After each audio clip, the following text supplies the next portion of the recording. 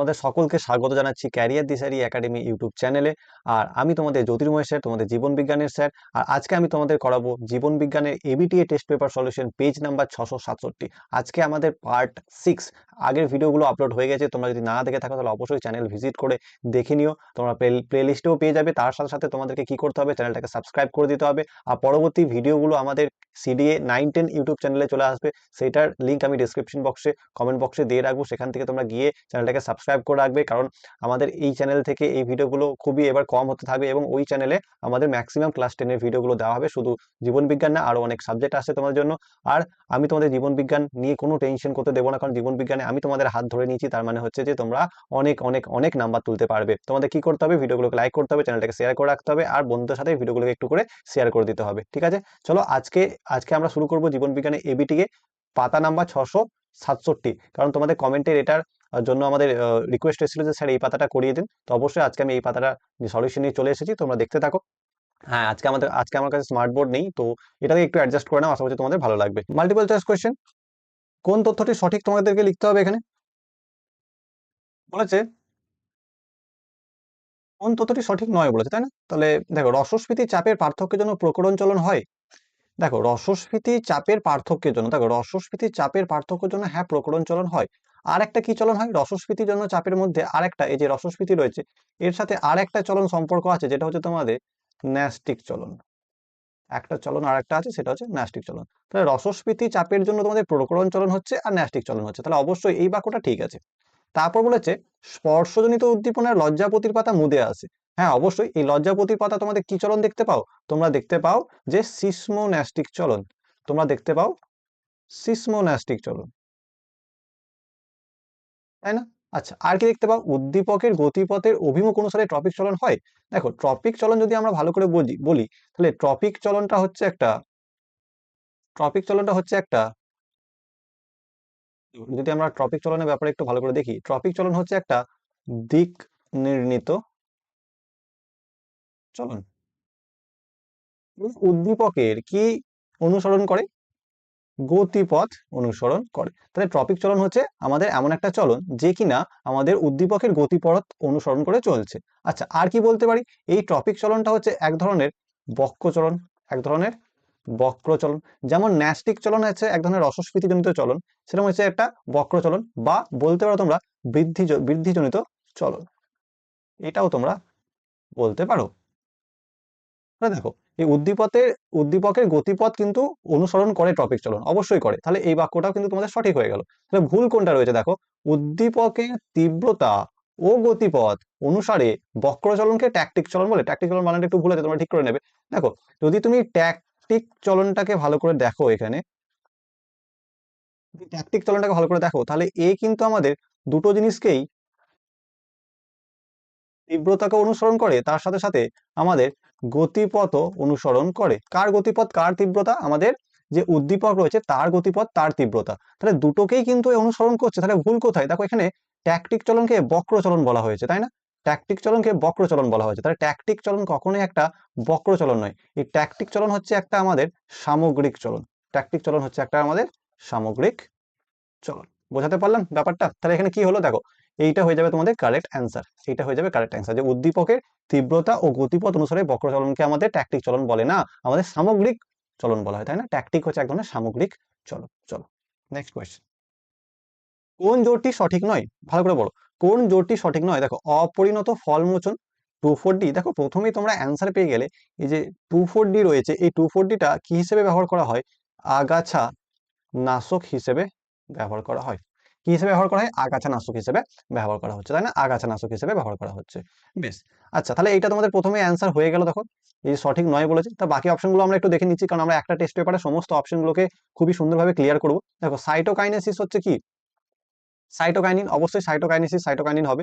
আর অনিষিক্ত ডিম্বাশয় থেকে সরাসরি ফল সৃষ্টি। দেখো, এইটাকে আমরা কি বলি? পার্থেনোকার্পি বলি। এইটাকে আমরা কি বলি? পার্থেনোকার্পি বলি, তাই না? আমরা কি বলি? পার্থেনোকার্পি। এটাকে আমরা বলি পার্থেনোকার্পি, তাই না? তাহলে অবশ্যই। আচ্ছা, কে সৃষ্টি করে? অক্সিন, তার সাথে সাথে জিব্রেলিনও থাকে। আচ্ছা, উদ্ভিদের পর্বমধ্যে দৈর্ঘ্য বৃদ্ধি হচ্ছে জিব্রেলিন। অবশ্যই, যদি উদ্ভিদের পর্বমধ্যে যে দৈর্ঘ্য বৃদ্ধি করে সেটা কি বলে? দেখো, এই যে আমি আগের দিনে একটা টেস্ট পেপারে বুঝিয়েছিলাম, যে এই যে একটা ধরো না তোমরা বাঁশ গাছকে নিয়েছো এরকম, তাহলে এইখানে একটা আমাদের কি থাকে বলো তো, গিটের মতো থাকে, আর এইখানেও একটা গিটের মতো থাকে, একটা বাঁশ হচ্ছে একটা ঘাস, ঠিক আছে? তাহলে এইটা হচ্ছে একটা পর্ব, আর এইটা হচ্ছে একটা পর্ব, আর এই যে মিডিল কার যে দৈর্ঘ্যটা রয়েছে, এইটা হচ্ছে আমাদের পর্ব মধ্য, এটা হচ্ছে আমাদের পর্ব মধ্য, তাই না? তাহলে এই যে পর্ব মধ্যের দৈর্ঘ্যটা যদি বৃদ্ধি করে, এই পর্ব মধ্যের দৈর্ঘ্যটা যদি বৃদ্ধি করে, তখন তাকে আমরা কি বলবো বলতো? তখন তাকে এইটাকে বলবো বোল্টিং, তখন তাকে আমরা এটাকে বলবো বোল্টিং, তখন বলবো আমরা এটাকে বোল্টিং। তাহলে কারেক্ট অ্যান্সার কোনটা হয়ে যাবে তোমাদের? কারেক্ট অ্যান্সার হয়ে যাবে এইটা, ঠিক আছে? বাদ বাকি এইটাও সঠিক, তাই না? পর্ব মধ্যে দৈর্ঘ্য বৃদ্ধি তা আমাদের জিব্রেলিন আর কি কি করে? জিব্রেলিন করে আমাদের সুপ্তবস্থা ভঙ্গন করে। কার সুপ্তবস্থা? বীজের সুপ্তবস্থা ভঙ্গন করে, মুকুলের সুপ্তবস্থা ভঙ্গন করে, তাই না? তাহলে এগুলো হচ্ছে জিব্রেলিনের কাজ, ঠিক আছে? যদি তোমরা বলো যে অক্সিজেনের আর কি কাজ, তাহলে অক্সিজেনের আরো এক কাজ আছে, শুধু যদি আমরা বলি যে প্রাকৃতিক অক্সিজেন, তাহলে বলবো তোমরা অগ্রস্থ প্রকটতা, তাই না? অগ্রস্থ প্রকটতা বলতে বোঝায় যে অগ্রমুকুলের দৈর্ঘ্য বৃদ্ধি ত্বরান্বিত করে, আর কাকিক মুকুলের বৃদ্ধি আমাদের ব্যাহত করে, তাই না? চলো নেক্সট কোয়েশ্চেন। বলছে বাম পক্ষ ডান পক্ষ সাজাতে হবে এখানে। দেখো এই কোয়েশ্চেন গুলো করার হচ্ছে একটা ট্রিক, এই কোয়েশ্চেন গুলো একটা বিশাল ট্রিকে করা যায়। কি ট্রিকে করতে পারবো? তোকে একটা ক্যাপসুল দিচ্ছি, তোমরা ভালো করে বুঝে নাও, এটা একটা ট্রিকের মাধ্যমে করা যায়। কি ট্রিক আছে এখানে? তোমাদেরকে দেখো যেইটা তুমি জানো, তুমি ধরো অ্যাকোয়াস হিউমার জানো, অথবা লেন্স জানো, অথবা আইরিস জানো, অথবা রেটিনা জানো, তুমি যেইটা জানো সেইটা কোন অপশন আছে সেটাকে মেলানোর চেষ্টা করবে। তুমি যদি ধরো এখানে লেন্সটাকে জানো, ভালো করে বুঝো, তুমি যদি লেন্সটাকে জানো, লেন্স কি করে? ফোকাস করে, লেন্স কি করে? ফোকাস করে, তাই না? লেন্স ফোকাস করে, তাহলে দুইয়ের সাথে কোনটা মিলছে? এ অপশন মিলছে। তাহলে এখানে দেখো দুইয়ের সাথে এখানে সি আছে, হবে না, এখানে দুইয়ের সাথে এ অপশন এখানে আছে, এখানে দুই অপশন সি আছে, এখানে দুই অপশন ডি আছে, তাহলে দেখো এগুলো একটাও হলো না, দুইয়ের সাথে আমাদের এ মিলছে না, তো একটাও হলো না, দুইয়ের সাথে এ মিলেছে, দেখো এটা কারেক্ট অ্যান্সার, চোখ বুঝে করে দাও। বাকি অপশনগুলো দেখার দরকারই নেই, তাই না? বাকি অপশনগুলো দেখার দরকারই নেই, এক্সামের সময় দেখো যে কোনো একটা অ্যান্সারকে ধরবে এবং সেটা অপশন যখন মিলে যাচ্ছে তখন তুমি এটা চোখ বন্ধ করে দেবে, তাই না? কারণ বাকি অপশনগুলোতে তো দুইয়ের সাথে এ একটাতেও নাই, তাহলে খুব মানে সময়টাকে তুমি আরো সেভ করতে পারবে। আচ্ছা বাকি অপশনগুলো আমরা দেখে নিই। দেখো রেটিনা নিচে থেকে হচ্ছে, রেটিনা কি করছে এখানে? রেটিনা আমাদের কি করছে? আলোটাকে কি করছে দেখো, এই যে রেটিনা, যে তোমার চোখের ছবিটা যদি আঁকো এখানে, তাহলে কি হচ্ছে? এই যে এখানে লেন্স রয়েছে আর এখানে আমাদের রেটিনা রয়েছে, তাহলে এই রেটিনার মধ্যে কি হচ্ছে? যে আমাদের প্রতিবিম্বগুলো তৈরি হচ্ছে, রেটিনার মধ্যে আমাদের প্রতিবিম্বগুলো তৈরি হচ্ছে, তাহলে এ কি করছে? আমাদের আলো শোষণ করছে, তাই না? কি করছে? আমাদের আলো শোষণ করছে। আচ্ছা আইরিস কি করছে? আইরিস কি করছে? আমাদের আলো নিয়ন্ত্রণ করছে। আর অ্যাকোয়াস হিউমার কি করছে? আমাদের চাপ নিয়ন্ত্রণ করছে। অ্যাকোয়াস হিউমার কোথায় থাকে? এই যে আমাদের যে লেন্স আছে, এই যে লেন্স আছে, তার বাইরে একটা এরকম করে কর্নিয়া আছে, এই কর্নিয়া আর লেন্সের যে মিডলে যে জায়গাটা, এখানে আছে আমাদের অ্যাকোয়াস হিউমার, ঠিক আছে? বোঝাতে পারলাম? আর এই অ্যাকোয়াস হিউমার কি করছে? আমাদের একটা প্রতিসারক মাধ্যম হিসেবেও কাজ করছে, তার সাথে সাথে আমাদের চোখে যে চাপ আছে সেটা ভিট্রিয়াস হিউমারও নিয়ন্ত্রণ করে, অ্যাকোয়াস হিউমারও নিয়ন্ত্রণ করে। আচ্ছা 1.4 সঠিক তথ্যগুলি নির্বাচন করো। নন সিস্টার ক্রোমাটিড দ্বয়ের মধ্যে ক্রসিং ওভার হয়? দেখো ভালো করে বোঝো, নন সিস্টার ক্রোমাটিড কাকে বলে। যদি আমি এখানে একটা ক্রোমোজোম আঁকলাম, দেখো ভালো করে বুঝতে হবে ব্যাপারটা। দেখো এই একটা ক্রোমোজোম, এখানে আর একটা ক্রোমোজোম আমি আঁকবো, আর একটা ক্রোমোজোম আমি আঁকছি, এর পাশেই আঁকছি, ঠিক আছে? তাহলে এই একটা ক্রোমোজোম, একটা ক্রোমোজোম। এইবার এই যে এইগুলো কি? এইগুলো হচ্ছে একটা ক্রোমাটিড, এইগুলো হচ্ছে একটা ক্রোমাটিড, তাই না? এইবার এই ক্রোমোজোমের, একটা ক্রোমোজোমের দুটো করে ক্রোমাটিড রয়েছে, তো একে অপরের হচ্ছে সিস্টার ক্রোমাটিড, একে অপরের হচ্ছে সিস্টার ক্রোমাটিড। বোঝাতে পারলাম? কিন্তু এই যে একটা ক্রোমোজোমের একটা ক্রোমাটিড আর অন্য একটা ক্রোমোজোমের আর একটা ক্রোমাটিড, সেইটা হয়ে যাচ্ছে নন সিস্টার ক্রোমাটিড, নন সিস্টার ক্রোমাটিড। বোঝাতে পারলাম? হ্যাঁ কি না? তাহলে দুটো হোমোলগাস ক্রোমোজোম যখন একসাথে থাকবে, তখন একটা ক্রোমোজোমের একটা ক্রোমাটিড আর অপর একটা ক্রোমোজোমের আর একটা ক্রোমাটিড, দুটোকে আমরা বলবো নন সিস্টার ক্রোমাটিড। এবার এই নন সিস্টার ক্রোমাটিডের মধ্যে আমাদের কি হচ্ছে? ক্রসিং ওভারটা ঘটে। তাহলে এই ছবিটাতে ভালো করে বোঝো যে এইটা হচ্ছে একটা, এইটা হচ্ছে একটা ক্রোমাটিড, আর এই ক্রোমোজোমের এইটা একটা ক্রোমাটিড, তাহলে এরা একে অপরে কিন্তু নন সিস্টার ক্রোমাটিড। এবার দেখো এরা কাছাকাছি চলে এসেছে, এরা কাছাকাছি চলে আসার পরে একটা এক্স আকৃতি গঠন করেছে, এইটাকে বলা হয় কায়াজমা, এই এক্স আকৃতি স্ট্রাকচারটাকে বলা হয় কায়াজমা। তাহলে দেখো নন সিস্টার ক্রোমাটিড দ্বয়ের মধ্যে কিন্তু আমাদের কি হচ্ছে? খণ্ড বিনিময় ঘটছে বা ক্রসিং ওভার ঘটছে, এবং ক্রসিং ওভার ঘটার পরে কি হচ্ছে? যে এর যে কিছুটা অংশ এই লালটার মধ্যে চলে আসে এবং লালের কিছুটা অংশ নীলের মধ্যে চলে আসে। দেখো এই লাল ক্রোমোজোমের অংশটা এই নীলটার মধ্যে চলে এসেছে, এবং নীলটা কোথায় চলে গেছে? আমাদের লালটার মধ্যে চলে। তো ভালো করে আমি বোঝাচ্ছি, এই পেন গুলোর দিকে ভালো করে তাকাও। দেখো এইটা একটা, এই দুটো হচ্ছে দুটো ক্রোমোজোমের নন সিস্টার ক্রোমাটিড, এই দুটো হচ্ছে নন সিস্টার ক্রোমাটিড, ঠিক আছে। এবার এদের মধ্যে কি হবে, ক্রসিং ওভার হবে, বা তোমরা বলতে পারো যে আমাদের খণ্ড বিনিময় ঘটবে। তখন কি হবে, এরা একটা এক্স আকৃতি গঠন তৈরি করবে, এরা একটা এক্স আকৃতি গঠন তৈরি করবে। এবার যখন এক্স আকৃতি গঠন তৈরি করবে তখন কি হবে, যে এর একটা অংশ, এই যে এই পেনটার একটা অংশ কোথায় চলে যাবে, এই পেনটার একটা অংশ কোথায় চলে আসবে, যে এর মধ্যে চলে আসবে, আর এইটা চলে আসবে এর মধ্যে। দেন কি হবে, এরা দুজনে আবার কিন্তু নিজের নিজের জায়গাতে চলে যাবে। তো দেখো এই পেনটার ঢাকনাটা এখানে চলে এলো এবং এই লাল পেনের ঢাকনাটা কিন্তু এখানে চলে এলো। তাহলে এখানে কি হলো, যে খণ্ড বিনিময় ঘটে গেল, বা তোমরা বলতে পারো এখানে ক্রসিং ওভার হয়ে গেল। তাহলে ক্রসিং ওভারটা অলওয়েজ কার মধ্যে ঘটে, নন সিস্টার ক্রোমাটিডের মধ্যেই ঘটে। সিস্টার ক্রোমাটিডের মধ্যে কখনো কিন্তু আমাদের কি ঘটবে না, আমাদের ক্রসিং ওভার ঘটবে না। ঠিক আছে, বোঝাতে পারলাম? তাহলে অবশ্যই প্রথমটা কিন্তু আমাদের ঠিক আছে। আচ্ছা, তারপরটা বলো যে ক্রসিং ওভারের ফলে প্রজাতি ক্রোমোজোম সংখ্যা ধ্রুবক থাকে না, এটা কিন্তু ভুল। তার কারণ আমাদের মিওসিসের মিওসিসের একটা প্রসেস হচ্ছে ক্রসিং ওভার, কিন্তু ওভারঅল প্রসেসটা হচ্ছে মিওসিস। তাই সেই মিওসিসের জন্য আমাদের ক্রোমোজোম সংখ্যা ধ্রুবক থাকে। তারপরে কি হচ্ছে, যে ক্রসিং ওভারের ফলে নতুন জিন সৃষ্টি হয় না, এটা তোমরা বলতে পারো না। অ্যাকচুয়ালি নতুন জিন সৃষ্টি আরো অনেক কারণে হতে পারে, যে শুধু ক্রসিং ওভারের ফলে হচ্ছে তা নয়। এই ক্রসিং ওভারের ফলে তোমরা এটা জেনারেলি তোমাদের বলা যায় না, ঠিক আছে। আর এখানে আর এই অপশনটা আরেকটু ভালো করে দিতে পারতো ওরা, বাট কেন দেয়নি জানি না। বাট ক্রসিং ওভারের সময় কি কায়জমা গঠিত হয়? অবশ্যই হয়, যে এক্স আকৃতির গঠনটা হয় সেটাই হচ্ছে কায়জমা। তাহলে একমাত্র 2 আর 4টা, সরি 1 আর 4 হচ্ছে সঠিক। তাহলে 1 আর 4 আমাদের অপশন এ তে আছে, তাহলে এটা হয়ে যাবে আমাদের কারেক্ট অ্যান্সার। আশা করছি বোঝাতে পারলাম। দেখো আমাদের ভিডিওগুলো তোমরা কিন্তু বিনা অ্যাডে দেখতে পাবে, মিডিলে কোনো অ্যাড চলবে না, মনটাকে একাগ্র করে তোমরা কিন্তু এই ভিডিওগুলোকে দেখতে পারবে। তো অবশ্যই চ্যানেলটাকে সাবস্ক্রাইব করে দেবে, আর তোমরা কি করবে, বন্ধুদের সাথে ভিডিওগুলোকে একটু শেয়ার করে দেবে। আর পরবর্তী ভিডিওগুলো কিন্তু আমাদের ক্যারিয়ার দিশারি 9-10 চ্যানেলটাতে আসবে, ঠিক আছে, মনে রাখবে চ্যানেলটা, ওই চ্যানেলটাকেও সাবস্ক্রাইব করে রাখবে। ওকে, চলো। একটি সংকলন পরীক্ষায় 75% বেঁটে গাছ পাওয়া যাবে যে শর্তে। আচ্ছা, এই কোয়েশ্চেনটা আমি তোমাদের বলে দিচ্ছি, এবিটিএ টেস্ট পেপারে ভুল দেওয়া আছে। এই কোয়েশ্চেনটা এবিটিএ টেস্ট পেপারে ভুল দেওয়া আছে, তবুও আমি লিখে নিয়ে চলে এসেছি, কারণ তোমরা বলতে পারো স্যার এই কোয়েশ্চেনটা করালেন না কেন। তো আমি তোমাদেরকে বলে দিচ্ছি, দেখো কোয়েশ্চেনটা ভালো করে বোঝো। 75% বেঁটে কখনোই পাওয়া যায় না। 75% বেঁটে তুমি কোনো রকমেই পাবে না, যদি এইটাও করো তোমরা তাও 75% বেঁটে পাবে না। দেখো এই যে ক্যাপিটাল টিটার সাথে যখন এই স্মল টিটা মেশাবে তখন এটা হবে, এবং এটার সাথে আবার যখন এটা মেশাবে তখন এইটা হয়ে যাবে, তাই না? তো দুটো তো লম্বা গাছ অলরেডি পেয়ে গেলে, তো 75% বেটে কখনোই হবে না।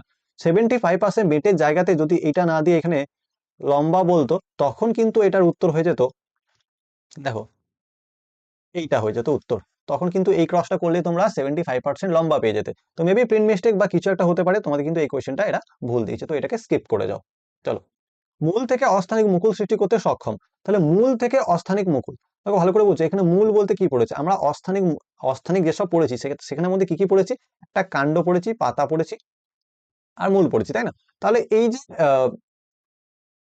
মূলটা রয়েছে, এখানে অপশনগুলো ভালো দেখো, চুপড়ি আলু, চুপড়ি আলুর মধ্যে কিন্তু আমাদের কি হয় না, এরকম ভাবে অস্থানিক মুকুল মূল থেকে সৃষ্টি হয় না। আচ্ছা, আলু, রাঙা আলু, রাঙা আলুর মধ্যে আমাদের কন্দাল মূল সৃষ্টি হয়। কি হয়? কন্দাল মূল সৃষ্টি হয়, ঠিক আছে। আচ্ছা, আদা থানকুনি, এটা আরো হবে না, হবে কোনটা অ্যান্সার, দেখো রাঙা আলু, এই রাঙা আলু আর পটল, রাঙা আলু আর পটল, ঠিক আছে। এই যে এই রাঙা আলুর মধ্যে কি সৃষ্টি হচ্ছে, কন্দাল মূল, এবং এই কন্দাল মূল থেকেই সৃষ্টি হয় মুকুল, এই কন্দাল মূল থেকে সৃষ্টি হয় মুকুল, এবং এই মুকুল থেকেই নতুন চারা গাছ সৃষ্টি হয়। তাহলে এখানে রাঙা আলু, পটল, পটলের মধ্যে কিন্তু হয়, পটলের মধ্যে কাণ্ড থেকেও কিন্তু মূল সৃষ্টি হয়, আর আমাদের মূল থেকেও কিন্তু এই মুকুলটা সৃষ্টি হয়। আমাদের রাঙা আলুতে শুধু অলরেডি কাণ্ড থেকে সৃষ্টি হবে, ঠিক আছে, অলরেডি শুধুমাত্র কাণ্ড থেকে একটা মূল সৃষ্টি হবে, অস্থানিক মূল, এবং সেই অস্থানিক মূল থেকে মুকুল সৃষ্টি হবে, বোঝাতে পেরেছি? এবং তাহলে এটা কারেক্ট অ্যান্সার হয়ে যাবে রাঙা আলু। বাদ বাকিগুলো কিন্তু আমাদের অপশনের সাথে যাচ্ছে না, মানে কোয়েশ্চেনের সাথে যাচ্ছে না। নেক্সট, পুরুষের বর্ণান্ধতার জন্য দায়ী। আচ্ছা, বর্ণান্ধতা ব্যাপারটা কি, দেখো বর্ণান্ধতা হচ্ছে আমাদের জেনারেলি যে এক্স ক্রোমোজোম বাহিত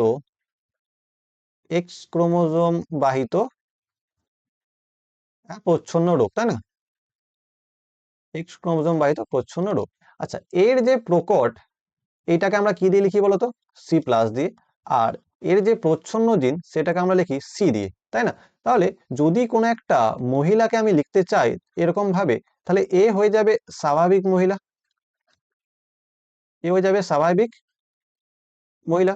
যদি আমি এরকম ভাবে লিখি X C plus X C, তাহলে এইটা হয়ে যাবে বাহক, বা যদি আমরা এটাকে এরকম লিখি তাহলে এ হয়ে যাবে আক্রান্ত। কিন্তু এই ব্যাপারগুলো যদি আমি পুরুষের ক্ষেত্রে লিখি, যদি এক্স সি প্লাস ওয়াই থাকে তাহলে এ হচ্ছে স্বাভাবিক, আর যদি এক্স সি ওয়াই থাকে, কারণ এই যে সিটা রয়েছে এই সিটা দেখো প্রচ্ছন্ন, আর এই যে উপরে লিখেছি প্রচ্ছন্ন রোগ, তার মানে প্রচ্ছন্ন জিনটা থাকলেই সে আক্রান্ত হয়ে যাবে। কেন আক্রান্ত হয়ে যাবে? দেখো এক্সি এ হয়ে যাবে আক্রান্ত। কেন আক্রান্ত হয়ে যাবে? তার কারণ এইখানে যখন আমি মহিলা করছিলাম তখন তার কাছে দুটো অপশন রয়েছিল, দুটো এক্স, যে কোনো দুটোর মধ্যে একটাতে যদি আমাদের প্রচ্ছন্ন জিন থাকছিল তাহলে সেটা প্রকাশ পাচ্ছিল না, তার কারণ এখানে প্রকট জিনটা অলরেডি আছে। যদি এখানে এক্স সি আর এক্সি থাকে, দুটোই প্রচ্ছন্ন জিন সমসংকর অবস্থায় চলে আসে, তখন কিন্তু তারা প্রকাশ পেয়ে যাবে, সেই মহিলাটা হয়ে যাবে আক্রান্ত। ঠিক বোঝাতে পেরেছি? কিন্তু পুরুষদের ক্ষেত্রে এক্স যেটা থাকবে, প্রকট থাকুক আর প্রচ্ছন্ন থাকুক, যেটা থাকবে সেটা কিন্তু প্রকাশ পেয়ে যাবে। তাহলে এখানে ব্যাপারটা কি ঘটছে? এখানে ব্যাপারটা ঘটছে যে এখানে পুরুষদের মধ্যে যে কোনো একটা প্রচ্ছন্ন জিন থাকলেই কিন্তু সে আক্রান্ত হয়ে যাচ্ছে। কোয়েশ্চেনটা তো ওটাই করেছে যে পুরুষের বর্ণতার জন্য দায়ী কে? তাহলে এক্স ক্রোমোজোমের জন্য একটি প্রচ্ছন্ন জিন, এটাই তো আমি বোঝালাম যে এক্স ক্রোমোজোমে বর্তমান একটি প্রচ্ছন্ন জিন কিন্তু সে একটা ব্যক্তিকে আক্রান্ত করে দিতে পারে। ওয়াই ক্রোমোজোম দ্বারা তো আমাদের বর্ণান্ততা হয় না, ঠিক আছে? ওয়াই ক্রোমোজোমে যেসব রোগগুলো দেখা যায় সেগুলোকে বলা হয় হোল্যান্ড্রিক জিন, ঠিক আছে? রোগগুলো না, যেসব জিনগুলো বহন করে, ঠিক আছে, এগুলোকে হোল্যান্ড্রিক জিন বলা হয়। ঠিক আছে, বোঝাতে পারবো? বোঝাতে পারলাম আমি তোমাদেরকে? এক্স ক্রোমোজোমের একটি প্রচ্ছন্ন মিউট্যান্ট জিন, এটা আরো হবে না, ঠিক আছে? এই যে মিউট্যান্ট বলে দিয়েছে এটার জন্য আর হবে না। এক্স ওয়াই ক্রোমোজোমের একটি করে দেখো, ওয়াই ক্রোমোজোমে তো অবশ্যই বর্ণান্ততা নয়, তাহলে এটাও আমাদের অ্যান্সার হলো না, তাহলে অপশন হয়ে গেল, অ্যান্সার হলো অপশন এ।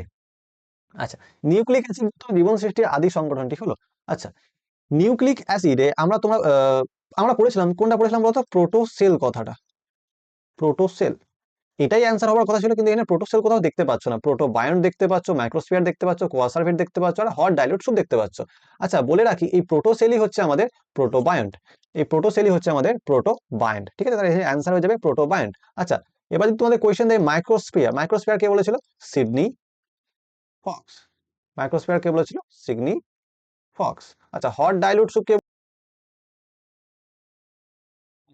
আর কি আমাদের কোয়াসারভেট কে বলেছিল? কোয়াসারভেট আর একটা বিজ্ঞানী আমাদের আছে যার নাম হচ্ছে ওপারি।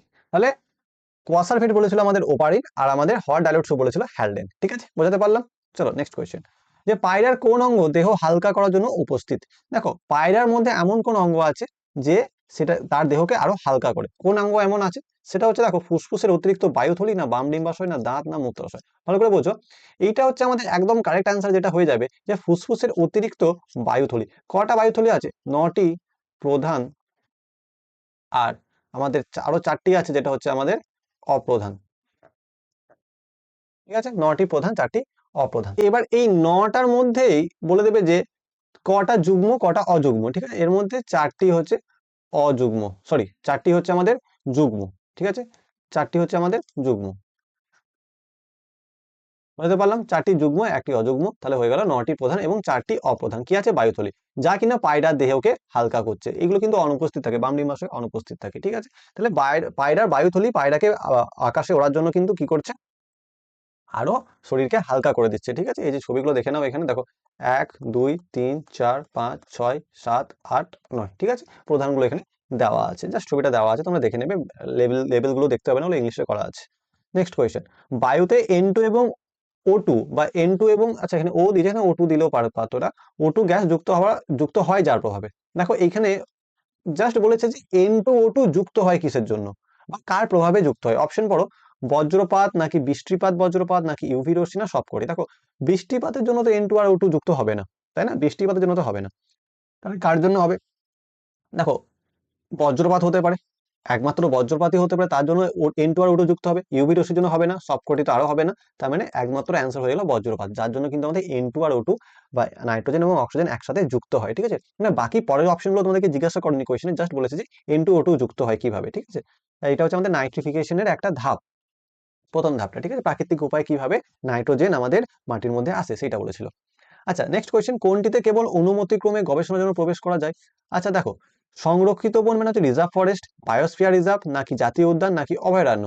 দেখো, ভালো করে বুঝতে হবে এই ব্যাপারটা। এখানে রিজার্ভ ফরেস্টে তুমি কোনো রকমের অনুমোদন পাবেই না ঢোকার জন্য, জাতীয় উদ্যানেও কোনো রকম ভাবে প্রবেশ করতে তুমি পারবে না, ওটা পুরো রেস্ট্রিক্টেড এরিয়া থাকে। ঠিক আছে, আর অভয়ারণ্য তুমি কিন্তু পারবে না। তাহলে একমাত্র গবেষণার জন্য প্রবেশ করার জন্য তোমাদের কি করতে হবে? বায়োস্ফিয়ার যেতে হবে। আচ্ছা, বায়োস্ফিয়ারে কি 3টে অঞ্চল থাকে একদম, এই যে বাইরের অঞ্চলটাকে, এই বাইরের অঞ্চলটাকে আমাদের কি বলবো?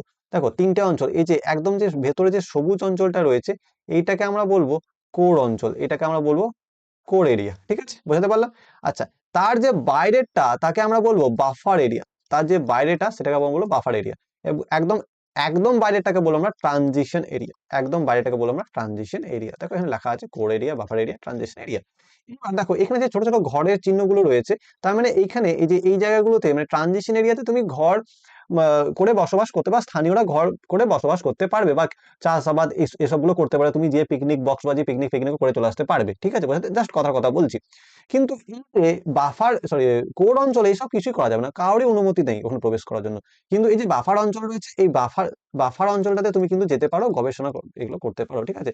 এডুকেশনাল ট্যুর, রিসার্চ ট্যুর, এগুলো তুমি করতে পারো, ঠিক আছে? কোথায় করতে পারো? বাফার অঞ্চলে করতে পারো। কোর অঞ্চলে সবাই রেস্ট্রিক্টেড, কোর অঞ্চলে কিন্তু তুমি কোথাও কিছু পারবে না, একমাত্র বাফারে তুমি কিন্তু পারবে, ঠিক আছে?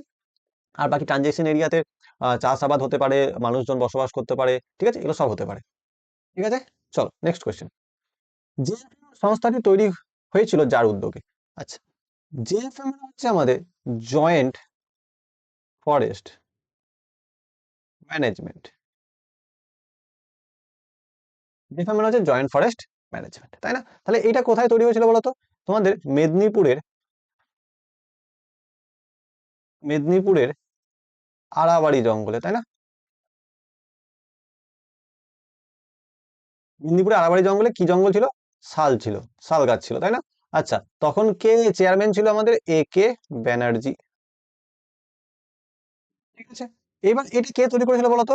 একদম রাজ্য সরকার হয়ে যাবে কারেক্ট অ্যান্সার, একদম রাজ্য সরকার হয়ে যাবে কারেক্ট অ্যান্সার। আচ্ছা, এইগুলো নয়, এই যে ম্যাবের ফুল ফর্ম কি? Man and biosphere, man and biosphere. আচ্ছা, কেন্দ্রীয় সরকার তৈরি করেনি। আচ্ছা, ইউনেস্কো তৈরি করেনি। আর ইউনেস্কোর ফুল ফর্ম হচ্ছে United Nation Educational Scientific and Cultural Organization. মাঝে মাঝে মানে মাইনাসের চান্সেস থাকে তোমাদের ইউনেস্কো ফুল ফর্ম জিজ্ঞেস করা, কিন্তু MABর ফুল ফর্মটা কিন্তু ম্যাক্সিমাম টাইম জিজ্ঞেস করে থাকে, ওই জন্য আমি বলে দিলাম, ঠিক আছে? Next question. লথিয়ান দ্বীপে কি সংগ্রহ করা হয়? বড় করে হাঁ করে আছে, দেখো কি হাঁ করে আছে? কুমির হাঁ করে আছে। তো লথিয়ান দ্বীপে কি আমাদের সংরক্ষণ করা হয়? সেটা হচ্ছে আমাদের কুমির। বাদ বাকি বাঘ হচ্ছে সুন্দরবনে করা হয়। গঙ্গা শুশুক তো তোমরা জানো যে এখন লুপ্ত প্রায়ের দিকে অনেকটা চলে যাচ্ছে, দেখা যায় না, শকুন হবে না, ঠিক আছে? বোঝাতে পারলাম? বোঝাতে পারলাম একদম কারেক্ট। চলো নেক্সট। বায়োজেনেটিক সূত্রে প্রণেতা বা বায়োজেনেটিক সূত্র কে দিয়েছিল? ঠিক আছে, দেখো বায়োজেনেটিক সূত্র দিয়েছিল আমাদের হেকেল। কে দিয়েছিল? আমাদের হেকেল। হেকেল কি বলেছিল? যে ব্যক্তিজনই জাতিজনই পুনরাবৃত্তি ঘটায়, এটা হচ্ছে বায়োজেনেটিক সূত্র। এবার এইখানে একটা জিনিস জেনে রাখো, এই যে হুগো দা ব্রিজ কি বলেছিল? মিউটেশন তত্ত্ব দিয়েছিল, মিউটেশন তত্ত্ব দিয়েছিল। আর ভাইসম্যান কি করেছিল বলতো? যে ইন্দুরের যে আমাদের লেজ 21তম যে প্রজাতি প্রজন্ম অব্দি যে ওর ইন্দুরের লেজগুলোকে কেটেছিল, তারপরেও যে প্রজন্মটা হয়েছিল তার মধ্যে কিন্তু লেজ ছিল। মানে অঙ্গের ব্যবহার অব্যবহার যে সূত্রটা ছিল, সেটাকে কিন্তু এ ভুল প্রমাণ করেছিল আমাদের আমাদের ভাইসম্যান, ঠিক আছে? যে বিখ্যাত বিজ্ঞানী ভাইসম্যান। তো বাদ বাকিগুলো হবে না, একমাত্র আমাদের হয়ে যাবে হেকেল, বায়োজেনেটিক সূত্রের প্রবক্তা। আচ্ছা, কোনটি শারীরবৃত্তীয় অভিযোজন? ভালো করে বুঝতে হবে যে কোনটি শারীরবৃত্তীয় অভিযোজন। আচ্ছা, প্রথমে এই অপশন দুটো দেখো, মৌমাছির ওয়াগেল নৃত্য আর শিম্পাঞ্জির বাদাম ছাড়ানো, এই দুটো তো হচ্ছে আচরণগত, এই দুটো তো হচ্ছে আচরণগত। আচ্ছা, এই রুই মাছটা কি হচ্ছে বলতো? রুই মাছটা হচ্ছে আমাদের অঙ্গ সংস্থানগত। রুই মাছটা হচ্ছে আমাদের অঙ্গ সংস্থানগত। আর সুন্দরীর লবণ গ্রন্থি, তাহলে এইটা হয়ে যাবে কারেক্ট অ্যান্সার, শারীরবৃত্তীয় অভিযোজন। আচ্ছা, এই লবণ গ্রন্থি ব্যাপারটা কি? ভালো করে বোঝো। এই যে পাতা আছে ওদের, এই যে পাতা আছে, এই পাতার মধ্যে ধরো না, এই পাতার মধ্যে ছোট ছোট লবণ গ্রন্থি আছে, যার মধ্যে কি না এই অতিরিক্ত পরিমাণ যে লবণগুলো রয়েছে, এই লবণ গ্রন্থির মধ্যে জমা হচ্ছে, এই লবণ গ্রন্থির মধ্যে জমা হচ্ছে। এইবার একটা কচি পাতা আছে, ধরো নর্মাল একটা কচি পাতা, এই যে কচি পাতা রয়েছে এর মধ্যে কম লবণ আছে, আর একটা একদম বয়স্ক পাতা, তাহলে এর মধ্যে বেশি লবণ আছে, এর মধ্যে বেশি লবণ আছে। কম কম যে কচি পাতা বা একদম ছোট সবে পাতা শুরু হয়েছে, তার মধ্যে কম লবণ। ওই যে লবণ গ্রন্থিগুলো রয়েছে, ওদের মধ্যে কি জমা হচ্ছে? যে অতিরিক্ত পরিমাণ লবণটাও শোষণ করে ফেলেছে মাটি থেকে, লবণাক্ত মাটি তো, তাহলে এই যে অতিরিক্ত লবণটা গ্রহণ করে ফেলেছে, সেটা ওই লবণ গ্রন্থির মধ্যে জমা রেখে দিচ্ছে। তাহলে একটা কচি পাতার মধ্যে কম লবণ থাকবে, একটা বড় পাতার মধ্যে বেশি লবণ থাকবে। তাহলে যখন গাছটা পাতা ঝরাবে, নিজের কচি পাতাটা ঝরাবে না, একদম বড় পাতাটা ঝরাবে, একদম বৃদ্ধ পাতাটা ঝরাবে। যে পাতাগুলো পেকে গেছে সেই পাতাটাকে ঝরিয়ে দেবে। ওই পেকে যাওয়া পাতা বা বড় হয়ে যাওয়া পাতার মধ্যে বেশি পরিমাণ লবণ থাকবে। তাহলে ওরা কি করে, যে ওই বেশি পরিমাণ লবণটা ওই পাতার সাথেও তাদের শরীর থেকে ঝরে যায়, ঠিক আছে? বোঝাতে পারলাম? এইটা হচ্ছে তাদের লবণ গ্রন্থির ভূমিকা। আচ্ছা, রুই মাছের পটকা কি? ঠিক এরকম টাইপের দুটো প্রকোষ্ঠ পাবে তোমরা। তাহলে এইটা হচ্ছে রেড গ্রন্থি, এটা হচ্ছে রেড গ্রন্থি, আর এটা হচ্ছে রেটিয়া মিরাবিলিয়া, রেটিয়া মিরাবিলিয়া, ঠিক আছে। তো এ কি করে, আমাদের অক্সিজেন গ্যাসটাকে তৈরি করে, আর রেটিয়া মিরাবিলিয়া অক্সিজেন গ্যাসটাকে শোষণ করে, ঠিক আছে, বোঝাতে পেরেছি। রেড গ্রন্থি অক্সিজেন গ্যাসটাকে তৈরি করে, আর রেটিয়া মিরাবিলিয়া শোষণ করে। চলো নেক্সট কোয়েশ্চেন। অ্যাড্রিনালিন স্নায়ু স্পন্দন পরিবহনে সক্ষম। অবশ্যই দেখো, এখানে কি করতে হবে, সত্য মিথ্যা করতে হবে। অ্যাড্রিনালিন যে হরমোনটা আছে, এই অ্যাড্রিনালিন যে হরমোনটা আছে, এ কিন্তু একটা নিউরো ট্রান্সমিটার রূপেও কাজ করে।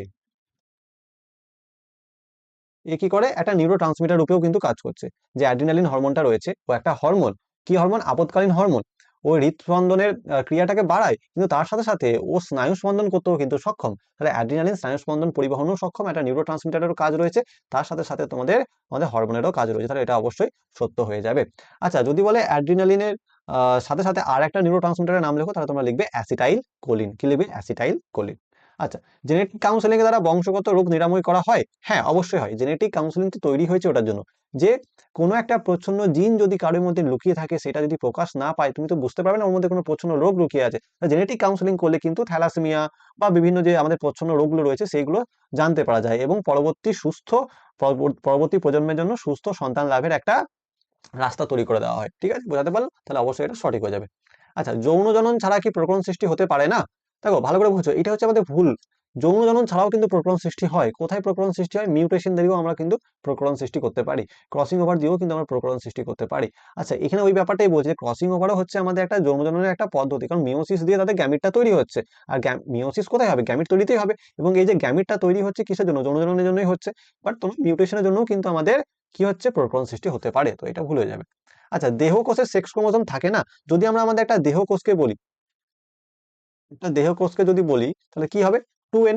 এই 2n মানে কি, এই 2n মানে মানে হচ্ছে যে 44a প্লাস XY অথবা XX, তাই না? যদি পুরুষ হয় তাহলে XY হবে, আর যদি মহিলা হয় তাহলে XX হবে, তাই না? তাহলে এইটা হচ্ছে 44a মানে হচ্ছে 44টা অটোজোম, আর দুটো সেক্স ক্রোমোসোম, টোটাল 2n মানে হচ্ছে মানুষের ক্ষেত্রে 46টা, তাই না? তাহলে এই 44a প্লাস XY, তাহলে এর মধ্যে যে এইটা তো রয়েছে, সেক্স ক্রোমোসোম তো অলরেডি রয়েছে এখানে, তাহলে এইটা হয়ে যাবে একদম ডাহা মিথ্যা কথা, ফলস। তাহলে এইটা হয়ে যাবে ট্রু, এটা হয়ে যাবে ট্রু, এটা হয়ে যাবে ফলস, এটা হয়ে যাবে ফলস। আচ্ছা, আর কি, সুন্দারল্যান্ডের প্রবাল দ্বীপ দেখা যায়। এই প্রবাল মানে হচ্ছে কোরাল, ঠিক আছে, কোরাল, ঠিক আছে। কোরাল মানে হচ্ছে ওই যে আমাদের নিডারিয়া যে আছে, নিডারিয়া অন্তর্গত, নিডারিয়া পর্ব অন্তর্গত যেসব প্রাণীগুলো রয়েছে তারা, ঠিক আছে, এটা কিন্তু গাছ নয়, এগুলো হচ্ছে প্রাণী। আচ্ছা, সুন্দরল্যান্ডের প্রবাল দ্বীপ দেখা যায়, হ্যাঁ অবশ্যই দেখা যায়, সুন্দরল্যান্ডে কিন্তু প্রবাল দ্বীপ দেখা যায়। আচ্ছা, বোটানিক্যাল গার্ডেন এক প্রকার এক্সিটু সংরক্ষণ। বোটানিক্যাল গার্ডেন, দেখো এক্সিটু ইনসিটু ব্যাপারটা যদি ভালো করে বুঝতে চাও, এখানে ভালো করে আমি তোমাদেরকে বুঝিয়ে দিচ্ছি। একটা হচ্ছে ইনসিটু, তাই না, একটা হচ্ছে এক্সিটু। আচ্ছা, এখানে একটা জঙ্গল আছে, এই জঙ্গলের মধ্যে বাঘ আছে, ঠিক আছে, এই জঙ্গলের মধ্যে বাঘ আছে। তুমি কি করলে, এই জঙ্গলটাকেই ঘিরে দিলে, এই জঙ্গলটাকেই ঘিরে দিলে, ঠিক আছে, এই জঙ্গলটাকে ঘিরে দিলে। তাহলে কি হয়ে গেল, এই জঙ্গলটাকে ঘিরে দিলে কি হয়ে গেল, তুমি ওর ন্যাচারাল হ্যাবিটেটে, ওর প্রাকৃতিক পরিবেশে কিন্তু তুমি ওই বাঘটাকে সংরক্ষণ করে নিলে। এইটা হয়ে গেল ইনসিটু। এবার তুমি যদি কি বলো যে আমি আমার বাড়িতে বাঘটাকে পুষবো, যদিও কেউ পোষে না, চিড়িয়াখানাতে পোষে, তাই না? তাহলে তুমি যদি বলো যে বাড়িতে বাঘটাকে বা চিড়িয়াখানাতে বাঘটাকে রাখবো, এবং বাঘটাকে গাড়ি করে তুলে নিয়ে চলে এলে, এবং চিড়িয়াখানাতে চিড়িয়াখানাতে এই বাঘটাকে বন্দি করে দিলে, এটা চিড়িয়াখানার মধ্যে বন্দি করে দিলে, ঠিক আছে, তখন সেটা হয়ে যাবে এক্স সিতু। ঠিক আছে, বুঝতে পারলাম, মানে একটা পুকুরের মাছ, সেটা হচ্ছে ইন সিতু, এবং সেই মাছটাকে তুলে অ্যাকুয়ারিয়ামে ভরে দাও, সেটা হয়ে গেল এক্স সিতু। বুঝতে পারলাম। তাহলে বোটানিক্যাল গার্ডেন কি, বোটানিক্যাল গার্ডেন হচ্ছে একটা বাগান, যেখানে সমস্ত ধরনের উদ্ভিদের বীজ, আরো অনেক কিছু চারা গাছ, সিড ব্যাংক, হ্যানা অনেক কিছু থাকে, তাই না? তো এইটা হয়ে যাবে এক প্রকার এক্স সিতু সংরক্ষণ, এইটা হয়ে যাবে আমাদের ট্রু। বুঝতে পেরেছি আমি, এক্স সিতু ইন সিতু নিয়ে আর কোনো সমস্যা নেই তোমাদের। আচ্ছা, গ্যাসকে প্রকৃতির বৃত্ত বলা হয়, অবশ্যই তোমরা সকলেই জানো, সেটা হচ্ছে জলাভূমিকে প্রকৃতির বৃক্ষ বলা হয়। আচ্ছা, গর্ভাবস্থায় ডিম্বাণু উৎপাদন বন্ধ রাখে কোন হরমোন? একদম সোজা, গর্ভাবস্থায় ডিম্বাণু উৎপাদন কে বন্ধ রাখে, প্রোজেস্টেরন। কে বন্ধ রাখে, প্রোজেস্টেরন। ঠিক আছে, বুঝতে পারলাম। যদি বলে ডিম্বাণু নিঃসরণ কে করে, বলবে ইস্ট্রোজেন। যদি ডিম্বাণু নিঃসরণ কে করে, ইস্ট্রোজেন। গর্ভাশয়ের সময় যে ডিম্বাণু উৎপাদন বন্ধ রাখে, প্রোজেস্টেরন। আচ্ছা, এই প্রোজেস্টেরন হরমোন নিষ্কৃত হয় কোথা থেকে, তোমরা বলবে কর্পাস লিউটিয়াম। আচ্ছা, এই কর্পাস লুটিয়ামকে কে আমাদের নিয়ন্ত্রণ করে, তাহলে তোমরা বলবে LH হরমোন, লিউটেনাইজিং হরমোন। ঠিক আছে, দেখো এত কিছু জিনিস আমি তোমাদেরকে তথ্য শেয়ার করে দিচ্ছি। আচ্ছা, পপুলেশনে n ইজিক্যাল টু এখানে কি বসবে, তাই না, আচ্ছা, এন মানে হচ্ছে আমাদের যদি পপুলেশনটাকে ভালো করে দেখো, এই পপুলেশনে দু ধরনের জিনিস আছে, জেনারেলি এটা 9 ক্লাসে কোয়েশ্চেন। তো আমি তোমাকে বলি যে পপুলেশনে একটা হচ্ছে ন্যাটালিটি, একটা হচ্ছে ন্যাটালিটি, আর একটা হচ্ছে মর্টালিটি। এই ন্যাটালিটি মানে হচ্ছে জন্ম হার, আর মর্টালিটি মানে হচ্ছে মৃত্যু হার। ঠিক আছে, বুঝতে পারলাম? তাহলে একটা সময়ের ব্যবধানে কতগুলো শিশু জন্ম নিচ্ছে এবং একটা সময়ের ব্যবধানে কতজন মানুষ মারা যাচ্ছে, সেইটা হচ্ছে আমাদের জন্মহার এবং মৃত্যু হার। তাহলে এখানে এন ইজিক্যাল টু আমাদের কি হবে, বড় হাতের ছোট হাতে এন ডি বাই টি, এইটা হয়ে যাবে আমাদের ফর্মুলা। তাহলে এখানে কি বসবে, এখানে বসবে এখানে বসবে যে এন ডি। ঠিক আছে, বুঝতে পারলাম? একদম কারেক্ট, ক্লিয়ার, বেশ।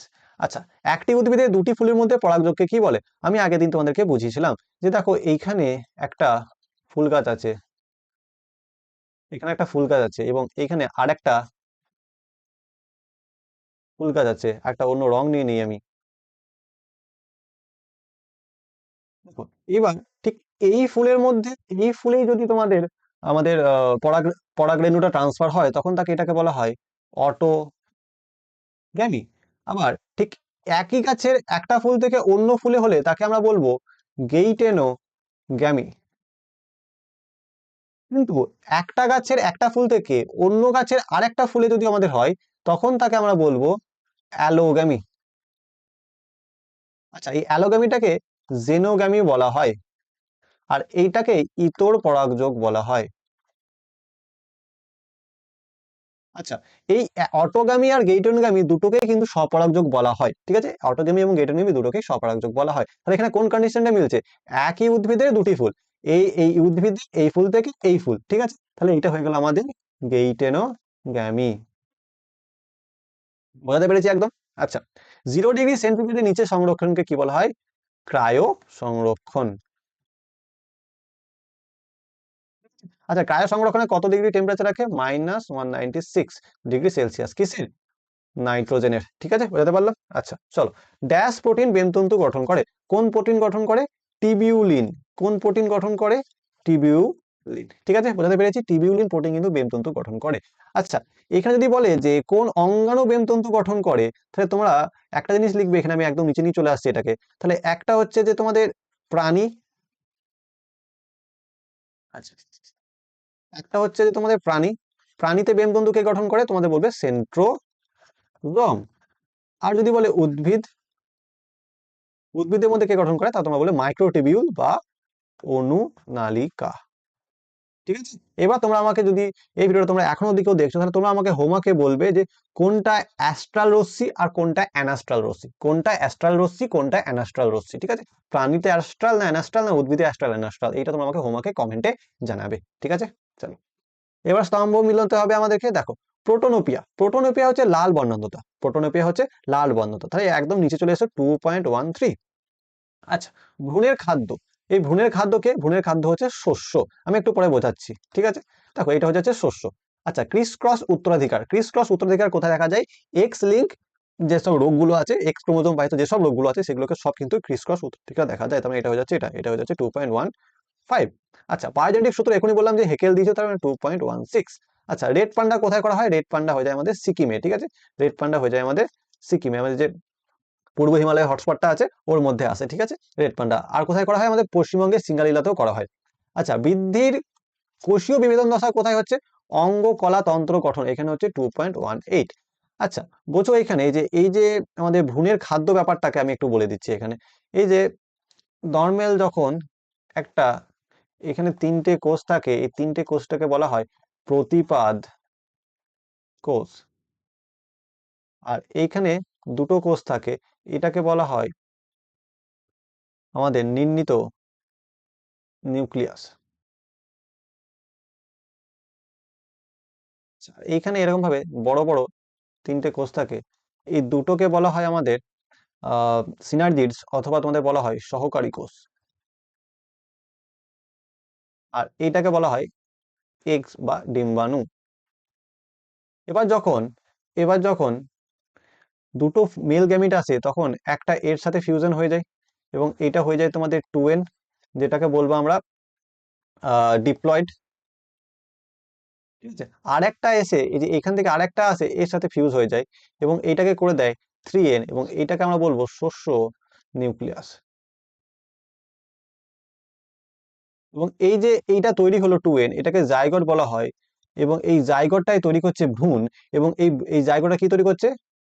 ভ্রূণ তৈরি করছে। এই জাইগোটটা ভ্রূণ তৈরি করে, এবং ভ্রূণটাই কার কাছ থেকে খাদ্য লাভ করে? এই যে শস্য নিউক্লিয়াসের কাছে খাদ্যটা লাভ করছে। ঠিক আছে, আমি রাফে একটু তোমাদেরকে বুঝিয়ে দিলাম।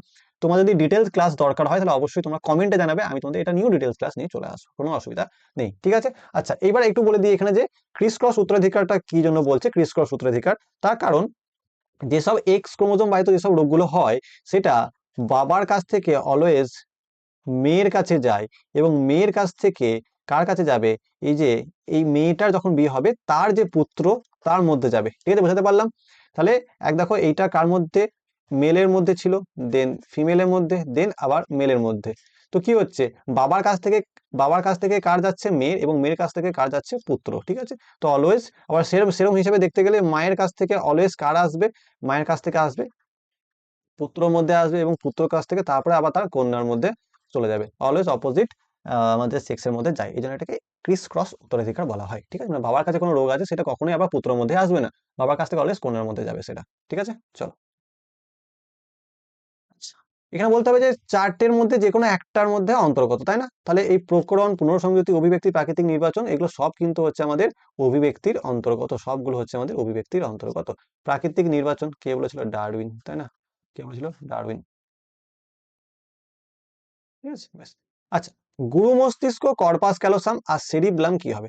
দেখো তোমরা যদি এই যোজকের ব্যাপারটা ভালো করে বোঝো, যদি যোজকের ব্যাপারটা ভালো করে জানো, যে এই যে তোমার গুরু মস্তিষ্ক আছে এরকম ভাবে, যদি আমি দুটো সেরিব্রাল হেমাস্ফিয়ার দুটোকে আঁকার চেষ্টা করছি, তো এইখানে একটা যোজক আছে। যদি এই দুটো গুরু মস্তিষ্ক, সেরিব্রাল হেমিস্ফিয়ার, দুটো হেমিস্ফিয়ার আছে, এই যোজকটার নাম হচ্ছে কর্পাস ক্যালোসাম।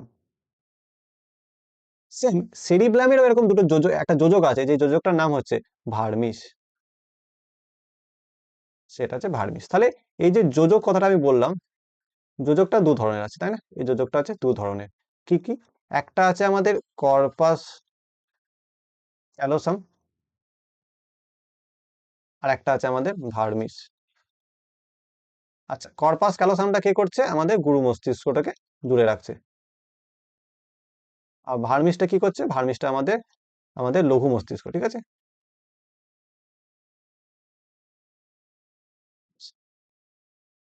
তোমরা একটু ভালো করে লিখে নেবে, আমি একটু লিখে দিলাম। আচ্ছা, যদি বলে এই যে সেরিব্লাম, এর বাংলা নাম হচ্ছে লঘু মস্তিষ্ক, এর কাজ কি? এর কাজ হচ্ছে মনে রাখবে, দেহের ভারসাম্য রক্ষা করে। ভারসাম্য রক্ষা করে। যারা অ্যালকোহল খায় তাদের প্রথমেই অ্যালকোহলটা গিয়ে আমাদের লঘু মস্তিষ্ককে গিয়ে কি করে? অ্যাটাক করে, এবং ওই জন্যই দেবে তারা ভালো করে হাঁটতে পারে না, রাস্তায় উল্টে পাল্টে মাতালের মতো পড়ে থাকে, তাই না? ঠিক। আচ্ছা, অ্যালগাল ব্লুম কি? অ্যালগাল ব্লুম হচ্ছে যে শৈবালের শৈবালের অতিবৃদ্ধি। আগের ক্লাসে আমি বুঝিয়েছিলাম যে শৈবালের অতিবৃদ্ধি কেন ঘটছে? বেশি পরিমাণ পুষ্টি চলে আসছে জলাশয় থেকে, জলাশয়ের মধ্যে বেশি পরিমাণ পুষ্টি চলে আসছে, এবং সেই পুষ্টিগুলো পেয়ে কি করছে? যে শৈবালের অতিবৃদ্ধি ঘটে যাচ্ছে, এবং তার ফলে আমাদের কি হচ্ছে? যে পুরো পুকুর জুড়ে বা পুরো জলাশয় জুড়ে কিন্তু শ্যাওলা জমে যাচ্ছে, তাই না? এটাকে বলা হচ্ছে অ্যালগাল ব্লুম। এই অ্যালগাল ব্লুম হলে কি হয়ে যায়? বিওডির পরিমাণ বেড়ে যায়, বায়োলজিক্যাল অক্সিজেন ডিমান্ড বেড়ে যায়, মানে জলের মধ্যে অক্সিজেনের কমতি দেখা যায়। আচ্ছা, লেগ হিমোগ্লোবিন কিভাবে রাইজোবিয়ামকে সাহায্য করে? আচ্ছা, লেগ হিমোগ্লোবিন কি করে? অক্সিজেন বিহীন পরিবেশ সৃষ্টি করে। লেগ হিমোগ্লোবিন কি করে? যে অক্সিজেন বিহীন পরিবেশ সৃষ্টি করে। লেগ হিমোগ্লোবিন কি করছে? O2 বিহীন পরিবেশ সৃষ্টি করে। এবার O2 বিহীন পরিবেশ সৃষ্টি করে লাভটা কি হলো? ওই O2 বিহীন পরিবেশ যখনই সৃষ্টি করলো, ওই নাইট্রোজেনের যে উৎসেচকটা আরো ও সক্রিয় হয়ে গেল, এবং যখনই সে সক্রিয় হয়ে গেল তখন ও বাতাসে নাইট্রোজেনটাকে মাটির মধ্যে আবদ্ধ করতে সক্ষম হবে। ঠিক আছে, এই রাইজোবিয়াম গুলো থাকে কোথায়? সিম্বগোত্রী উদ্ভিদের মূলে বসবাস করে। ঠিক আছে, চলো। কোন কোষীয় অঙ্গাণু প্লাজমোডেসমাটা সৃষ্টি করে? দেখো এইটা হয়ে যাবে এন্ডোপ্লাজমিক রেটিকুলাম, এন্ডোপ্লাজমিক রেটিকুলাম আমাদের প্লাজমোডেসমাটা সৃষ্টি করে। প্লাজমোডেসমাটা কি?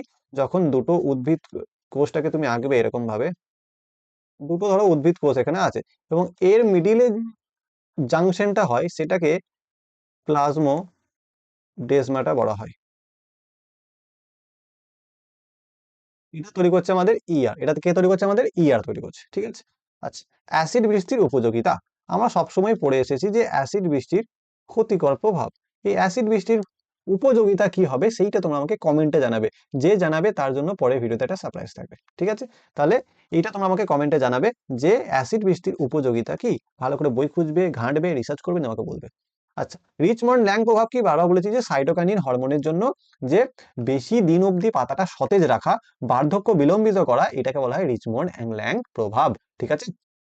আচ্ছা, বিসদৃশ শব্দটা বেছে লিখতে হবে। Aqueous humour, Croat, lens, vitreous humour. দেখো, অ্যাকুয়াস হিউমার হচ্ছে একটা প্রতিসারক মাধ্যম, আমাদের লেন্সও হচ্ছে প্রতিসারক মাধ্যম, ভিট্রিয়াস হিউমারও প্রতিসারক মাধ্যম, কিন্তু ক্রোয়েট হচ্ছে আমাদের একটা প্রতিসারক মাধ্যম নয়। তাহলে এইটা হয়ে যাচ্ছে আমাদের বিসদৃশ শব্দ, ঠিক আছে? চলো, আজকের তোমাদের কোয়েশ্চেন এইটুকুই অবধি ছিল। 667 পাতা তোমরা ডিমান্ড করেছিলে, আজকে আমি নিয়ে চলে এসেছি। আশা করছি তোমাদের পছন্দ হয়েছে, ভালো লেগেছে। যদি তোমাদের কোথাও বুঝতে অসুবিধা থাকে বা আমার কোথাও ভুল হয়ে থাকে, তাহলে অবশ্যই তোমরা জানাবে, ভুল ত্রুটি মার্জনীয়। আর তোমরা কি করবে, ভিডিওটাকে লাইক করে দেবে, চ্যানেলটাকে সাবস্ক্রাইব করে দেবে। আর পরবর্তী ভিডিওগুলো আমাদের সিডিএর 9-10 চ্যানেলে আপলোড হবে, তো সেখানটাতেও তোমরা কিন্তু চ্যানেলটাকে সাবস্ক্রাইব করে রাখবে, ঠিক আছে? ততক্ষণ সুস্থ থাকো, ভালো থাকো, রিভিশন করতে থাকো। আর তোমরা কি করবে, যে এই বায়োলজি একদম এবিটিএ প্রথম থেকে শেষ অবধি ভিডিওগুলোকে দেখতে ছাড়বে না। চলো, টাটা।